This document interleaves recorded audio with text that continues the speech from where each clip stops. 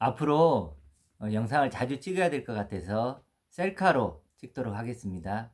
어제는 베드로 후서 1장 1절에 대해서 했는데, 원래는 이제 1장 2절에 해야 되는데 그건 이따가 이렇게 찍기로 하고, 오늘은 우리가 왜 이런 믿음을 가져야 되는가. 그렇죠. 여러 가지 믿음이 있을 수 있는데 왜 이런 믿음을 가져야 되는가 라고 생각을 해 보겠습니다. 어떤 분들은 아니 믿는 것도 힘든데 왜 그걸 또 쪼개서 오른쪽이냐 왼쪽이냐 이걸 나누느냐. 그냥 믿음은 하나다. 그냥 믿으면 되지. 왜 다른 사람의 믿음을 판단하느냐. 그냥 이렇게 우리 믿기만 하자. 믿기만 합시다. 이제 이렇게 생각하는 사람도 있을 것입니다. 근데 왜 굳이 오른쪽 왼쪽을 나눌까요? 나눠야 될까요? 그 이유는 성경이 말씀이 그렇게 나누라고 하기 때문에 그렇습니다. 예수님이 그물을 내리라고 하죠. 어느 쪽입니까? 오른쪽이죠. 오른쪽으로 내리라고 합니다. 오른쪽에 내려서 153마리의 물고기를 잡죠. 물고기를 잡는 그 153마리의 물고기가 뭐죠? 하나님의 아들들을 상징합니다. 그러니까 오른쪽에 그물을 내려서 아들들을 낚는 그런 거죠. 그 말은 뭡니까? 오른쪽에 있는 그 153마리의 하나님의 아들, 그들만이 하나님의 아들들로 인정이 된다는 거예요. 그럼 왼쪽은 뭐죠? 아니란 거죠. 그렇죠? 그렇게 항상 오른쪽은 하나님의 오른편, 하나님이 맞다고 인정하는 편이에요. 믿음도 그러니까 크게 보면 세 가지가 있겠죠. 믿지 않을 수 있죠. 또 뭐죠? 바르게 믿을 수 있죠. 오른쪽 믿음. 또 하나의 경우가 뭘까요? 믿기는 믿지만 잘못 믿을 수 있잖아요. 잘못 믿을 수 있 그걸 뭐라 그래요? 왼쪽 믿음이라고 하는 거예요. 그러니까 우리가 편의상 그렇게 제가 오른쪽 믿음, 왼쪽 믿음 이렇게 얘기를 하는 거예요. 그래서 우리가 보통 이제 교인들이 믿는 것을 왼쪽 믿음이고 성도들이 믿는 거 오른쪽 믿음이다 이렇게 표현을 하잖아요. 그래서 그물을 통해서 알 수 있지만 또 예수님이 하나님 어디에 앉으시죠? 우편에 앉으시죠. 우편. 우편에 앉는다는 건 뭐예요? 진짜 막 우편에 자리가 다 있고 이런 의미보다는 옳은 자리예요. 하나님께서 인정하는 자리. 바로 그런 의미가 더 강하다고 볼 수 있습니다. 그렇기 때문에 오른쪽 믿음, 왼쪽 믿음 이렇게 나눠서 우리가 이렇게 얘기를 하는 것입니다. 오른쪽 믿음은 뭐죠? 간단히 어제 우리 얘기했던 칭의에 힘입은 믿음이죠. 그 믿음은 어떤 믿음이었죠? 하나님이 나를 의롭게 여기시고 하나님이 나를 있는 그대로 아들로 보시고 또 영생으로 보시고 그리스도와 하나 된 그런 새로운 피조물로 보신다는 게, 그게 칭의를 힘입은 믿음이죠. 그 믿음은 하나님이 시작했고 하나님이 원하시고 보이지 않는 소망이죠. 거기에 반면에 왼쪽 믿음은 어떻죠? 하나님이 원하는 게 자기가 원하는 거예요. 자기가 원하고 자기가 시작하고 그래서 자기가 원하는 것을 믿는 것일 뿐이죠. 그래서 신념이죠. 신념이라고 할 수 있죠. 그래서 오른쪽 왼쪽 이렇게 나누는 거예요. 오른쪽은 그래서 좁은 길이죠. 사람들의 숫자가 적겠죠. 당연히 좁은 길이니까. 왼쪽은 뭐예요? 아주 넓은 길이어서 사람들이 많이 모이죠. 많이 웅성웅성 모여 있는 것이 왼쪽이죠. 또 오른쪽은 반석 위의 집이고 왼쪽은 모래 위의 집이고, 또 오른쪽은 포도나무 가지이신 그리스도에게 접붙여져서 하늘 열매를 풍성히 맺는 사람들이고, 왼쪽은 뭐예요? 땅의 열매만 여전히 세상에 속해 있으면서 땅의 것을 추구하는 땅의 열매만을 맺다가 죽는 사람들이죠. 그래도 이렇게 나눠봤는데 왼쪽에 믿음을 가진 사람이 어떨까요? 그 믿음을 갖기가 훨씬 쉽겠죠. 사실 쉬워요. 그렇기 때문에 사람들이 많이 몰리고 편하죠. 세상과 부딪힐 일도 없고 또 나를 부인할 일도 없고 내 욕심을 그대로 유지할 수 있죠. 그러니까 많은 사람이 모이는 것이고, 반면에 오른쪽은 어떻죠? 일단 사람들이 적잖아요. 그리고 뭔가를 많이 배워야 되잖아요. 그리고 또 보이지 않는 소망이니까 그걸 붙잡기가 쉽지가 않은 거죠. 그래서 당연히 소수의 사람들만이 이렇게 걷는 길이죠. 그런데 왜 굳이 우리가 그러면 이렇게 좁은 길인 오른쪽 믿음을 선택해야 될까요? 그러면 그 이유는요, 왼쪽 믿음을 가졌을 때 결과물 때문에 그래요. 일단 왼쪽 믿음을 가지면 어떻게 될까요? 그러면 뭐예요? 결국 우리가 뭐 성경에도 여러 가지 표현하지만 형벌의 자리로 가죠. 예를 들어 뭐 불구덩이라든지 그런 표현들을 쓰는데 그런 형벌의 자리에 간단 말이에요. 내가 형벌의 자리에 딱 갔다고 가정을 한번 해 봅시다. 그럼 어떻게 되죠? 슬피 울며 이를 가하게 되겠죠. 성경에 나와 있으니까. 슬피 울며 이를 가하게 되는데 슬피 울며 이를 가한다는 것은 크게 보면 두 가지 정도로 생각해 볼 수 있어요. 하나는 뭐냐면 이를 가는 건 왜 이를 갈까요? 원망이죠. 막 이를 으드드드드 갈잖아요. 막 원망할 때. 너무 원망할 때. 누구를 원망할까요? 그 형벌의 자리에 갔다면. 하나님을 원망하겠죠. 일단은 왜 이렇게 정말 어렵게 믿게 했습니까? 뭐 이럴 수 있는 거고. 아, 나 잘 믿었는데 왜 이러십니까? 할 수 있겠죠. 또 어떤 사람 원망할 수 있을까요? 나에게 믿음을 가르쳐 준 사람, 구원을 가르쳐 줬던 그 사람들을 원망할 수 있겠죠. 또 누굴까요? 자기 자신을 원망하겠죠. 내가 왜 그런 왼쪽 믿음을 선택했을까? 왼쪽 믿음을 선택했다. 그리고 자기 자신을 원망하겠죠. 이렇게 원망을 한다는 의미일 거예요. 두 번째 슬피움에 이를 간다는 것은 이를 우리가 이렇게 원망할 때도 갈지만 언제도 이렇게 갈죠? 뭘 이렇게 먹을 때도 갈죠. 어떤 양식을 먹을 때. 그렇죠. 근데 양식을 먹을 때 이거 양식이 먹는 데 없을 때는 이가 갈리는 거잖아요. 그렇죠. 이를 가는 거예요. 그럴 때. 너무 먹고 싶은 거야. 먹고 싶은데 먹을 수가 없는 거야. 그런 상태인 거예요. 슬피 울면서 한번 생각해 보세요. 그 형벌의 자리에서 내가 슬피 울면서 이를 가는 거예요. 너무 고통 중에 이를 가는 거예요. 먹고 싶어서. 뭘 먹고 싶을까요? 소경을 인도하면 함께 불구덩이에 간다. 그 말을 되낼 수 있는 거죠. 그러면서 야, 내가 그때 그 말씀을 정말 정말 내가 더 신중하게 받아들일 건데, 내가 관심을 가질 건데, 정말 그 소경을 인도한다고 했는데, 그래서 같이 불구덩이를 간다고 했는데, 정말 소경이 누굴까?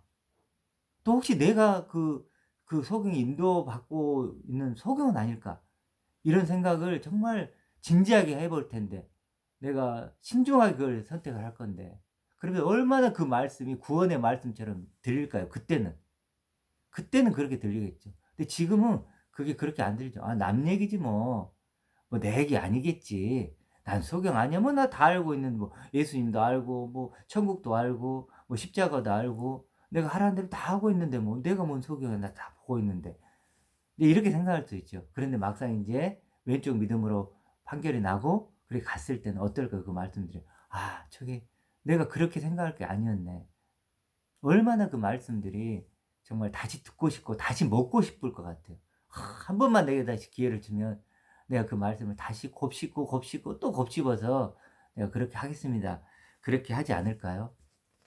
그래서 우리가 오른쪽을 믿음을 가져야 될 이유는 바로 일단은 왼쪽 믿음이 갖고 올 그 엄청난 결과의 비참함, 그 처참함을 우리가 알기 때문에 반드시 오른쪽 믿음을 갖는 것입니다. 그래서 그래서 우리는 사실 오른쪽 믿음을 갖는 거죠. 비록 이렇게 소수의 사람이고 또 좁은 길을 가고 세상에는 외로울지 모르지만 이렇게 오른쪽 길을 가는 것입니다. 근데 이제 오른쪽 길을 가는 거에 대해 잠깐만 좀 더 나눠보도록 할게요. 오른쪽 길을 간다는 것은 칭의를 힘입는 믿음이라고 했었죠. 근데 이런 믿음은 어려운 장벽이 좀 크게 보면 두 개가 있어요. 하나는 뭘까요? 일단 이게 미래적인 약속이라는 거예요. 미래적인 약속이잖아요. 내가 뭐 하나님의 아들이 되고 막 뭐 엄청난 존재가 되고 하나님 것을 가지고 그리스도로 변화되고 이런 얘기를 하지만 이런 얘기들은 사실 뭐예요? 미래적인 약속이죠. 미래적으로 일어날 일이지 당장 현실적인 도움을 주는 건 아니잖아요. 내가 어떤 뭐 경제적인 어려움인데 그걸 해결해 준다거나 내가 몸이 아픈데 그걸 해결해 준다거나 뭐 직장의 어려움인데 해결해 준다거나 뭐 이런 게 아니잖아요. 현실적으로 도움은 안 되잖아요. 실제적인 어떤 그걸 내가 붙잡을 수 있는 것도 아니잖아요. 미래적인 약속이니까. 이런 거에서 우리가 어려움을 좀 느끼는 거죠. 두 번째는 이렇게 미래적인 약속이다 보니까 의구심이 자꾸 드는 거예요. 정말 맞을까? 정말 그런 일이 있을까? 당장 현실적으로 내가 이렇게 붙잡을 수 있는 거라면 그런 의구심이 필요가 없죠. 그렇지만 이건 미래적인 약속이다 보니까 우리 자꾸 의구심이 드는 거예요. 의구심들 정말 그럴까? 그게 아니면 어떠지? 그럼 내가 이거 그냥 이 세상 내가 그냥 재미도 못 누리고 그냥 그러는 거 아닌가? 이런 어떤 의구심이 자꾸 드는 거예요. 이런 어려운 장벽이 있는 거죠. 어려운 장벽이. 그럼에도 불구하고 우리가 이런 오른쪽 믿음을 굳이 가져야 될 이유가 뭘까요? 크게 보면 저는 두 가지라고 봅니다. 하나는 뭐냐면 히브리서 9장 27절에 보면 한 번 죽는 것은 사람에게 정하신 것이요 그 후에는 심판이 있으리라 그랬죠. 한 번 죽는 건 다 죽어요. 그렇죠. 하나님 정하신 것이요. 그게 너무나 명확한 현실이죠. 누구나 죽는다는 거예요. 그리고 심판이 있어요. 그것도 현실이죠. 그렇다면 이제 남는 건 뭐예요? 죽음과 심판이 정해져 있다면 나는 뭐예요? 어떤 나로 죽을 것인가가 중요한 거예요. 어떤 나로 죽을 것인가? 죽는 건 누구에게 정해진 거죠. 어떤 나로 죽을까 하는 거예요. 왜냐하면 내가 심판을 준비하는 거니까. 어떤 나로 죽을까? 어떤 나로 죽어야 됩니까? 어떤 나로 준비돼야 됩니까? 바로 오른쪽 믿음을 가진 나로 준비해야죠.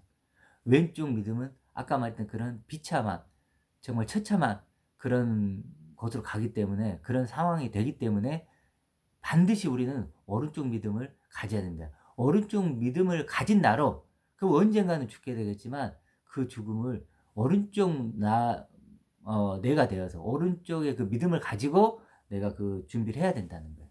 그것 때문에 사실은 우리가 오른쪽 믿음을 가져야 되는 겁니다. 두 번째는 뭐죠? 기쁨 때문이에요. 기쁨. 내가 누구인지를 아는 기쁨이에요. 옛날엔 내가 누군지 몰랐어요. 그래 저도 많이 나는 누군지 찾기도 하고 철학 책도 뒤져보고 뭐 다른 종교도 찾아보고 나름대로 그런 시간들을 많이 가졌던 것 같아요. 나는 누구인가? 나는 누구인가? 그랬는데 이런 오른쪽 믿음을 가진 후에는 그 질문을 할 필요가 없죠. 내가 누구인가? 아까 말한 칭의 그걸로 내가 알게 되잖아요. 내가 누군지, 내가 하나님의 아들이고 하나님의 사랑을 받는 자고. 그래 내가 누구인지 하는 것을 아는 기쁨이 있는 거예요. 내 기쁨.